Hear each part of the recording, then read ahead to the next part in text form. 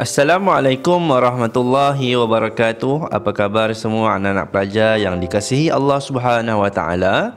Anak-anak nak tahu tak siapakah 7 golongan yang mendapat naungan Allah Subhanahu wa taala di hari akhirat kelak? Sebelum itu, pastikan anak-anak tekan button subscribe bagi mendapatkan notifikasi bagi video-video pendidikan Islam pada masa yang akan datang. Baiklah anak-anak semua, pada kali ini kita akan belajar bidang hadis bagi pelajaran yang ke-8 bagi tajuk 7 golongan yang mendapat naungan Allah Subhanahu wa taala. Okey anak-anak pelajar semua, mari kita fahami potongan hadis berikut. An Abi Hurairah radhiyallahu anhu, anin Nabi sallallahu alaihi wasallam qala Sab'atun yuzilluhumullahu fi zillih, iaitu 7 golongan manusia yang mendapat naungan Allah Subhanahu wa taala. Yauma la zilla illa zilluh, pada hari yang tidak ada naungan kecuali naungan Allah. Al-imamul adil, pemimpin yang adil. Wasyabun nasha'a fi ibadihi rabbih, dan pemuda yang hidupnya taat beribadah kepada Allah Subhanahu wa taala. Warrajulun qalbuhu mu'allakun fil masajid, dan seorang yang hatinya sentiasa mencintai masjid. Warajulani tahabba fillahi ijtama'a alaihi wa tafarraqa alaihi, dan 2 orang yang saling mengasihi kerana Allah Subhanahu wa taala, bertemu dan berpisah kerana Allah Subhanahu wa taala. Wa rajulun talabathum ra'atun zatu mansibin wa jamalin, dan seseorang lelaki yang diajak berzina oleh seorang perempuan kaya dan cantik. Faqala inni akhafullah, lalu dia menolak sambil berkata, aku takut pada Allah Subhanahu wa taala. Wa rajulun tasaddaqa ahfa, dan seseorang yang bersedekah secara sembunyi, hatta la ta'lama shimaluhu ma tunfiku yaminuhu, sehingga tangan kiri tidak mengetahui sedekah yang diberikan oleh tangan kanannya.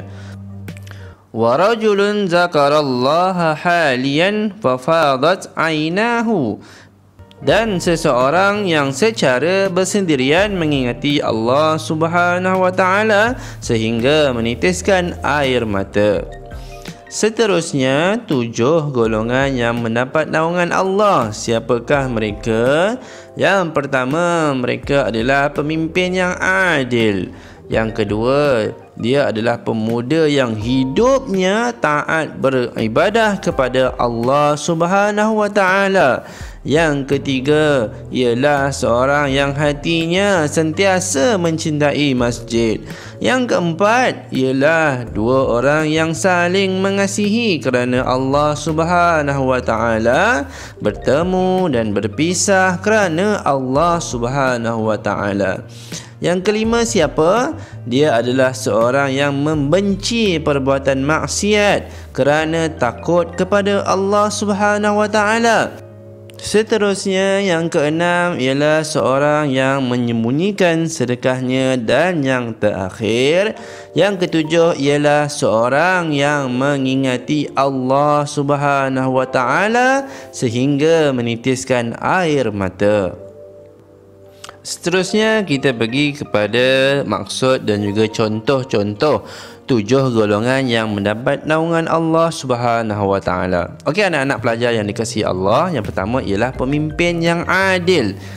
Apakah maksud pemimpin yang adil? Ialah pemimpin yang menjalankan tanggungjawab terhadap orang yang di bawah pimpinannya berpandukan Al-Quran dan Al-Hadis. Contohnya, dia memastikan keperluan asas rakyat dipenuhi. Yang kedua ialah pemuda yang hidupnya taat beribadah kepada Allah Subhanahu wa taala. Apa maksudnya? Ialah pemuda yang memenuhi masa dengan melakukan ibadah kepada Allah Subhanahu wa taala, sama ada ibadah wajib ataupun sunat. Contohnya, Dia melaksanakan tuntutan solat 5 waktu dan ibadah puasa dengan sempurnanya. Yang ketiga ialah seorang yang hatinya sentiasa mencintai masjid, seperti seorang yang hatinya sentiasa berasa seronok memakmurkan masjid dengan aktiviti ibadah dan kebajikan. Contohnya, dia sentiasa menunaikan solat fardu secara berjamaah di masjid. Yang keempat ialah dua orang yang saling mengasihi kerana Allah Subhanahu wa taala, bertemu dan berpisah kerana Allah Subhanahu wa taala. Maksudnya, dia adalah dua orang yang bersahabat berasaskan keimanan dan ketakwaan kepada Allah Subhanahu wa taala. Contohnya, siapa? Iaitu Saidina Abu Bakar. Dia sentiasa mendampingi Rasulullah sallallahu alaihi wasallam ketika berhadapan dengan pelbagai ujian semasa berhijrah ke Madinah.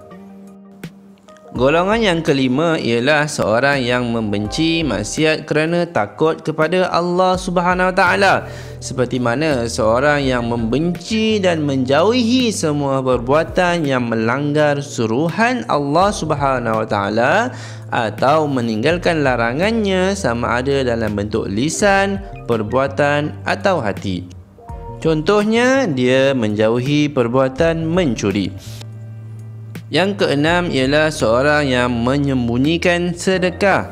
Maksudnya, sesuatu pemberian yang bertujuan untuk mendekatkan diri kepada Allah semata-mata tanpa mengharapkan pujian manusia. Contohnya, dia memberikan sumbangan kewangan secara perbankan dalam talian, yang ini online banking.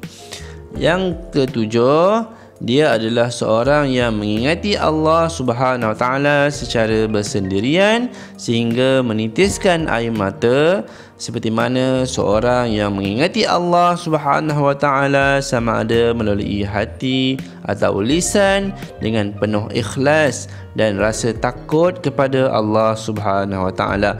Contohnya, dia sentiasa beristighfar dengan mengharapkan keampunan Allah Subhanahu wa taala sehingga mengalirkan air mata mengenangkan dosa yang dilakukan.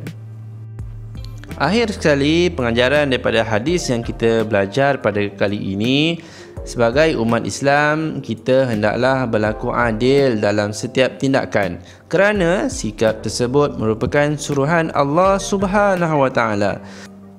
Pengajaran yang kedua, sebagai umat Islam, kita hendaklah memanfaatkan usia muda dengan mendekatkan diri kepada Allah Subhanahu wa taala.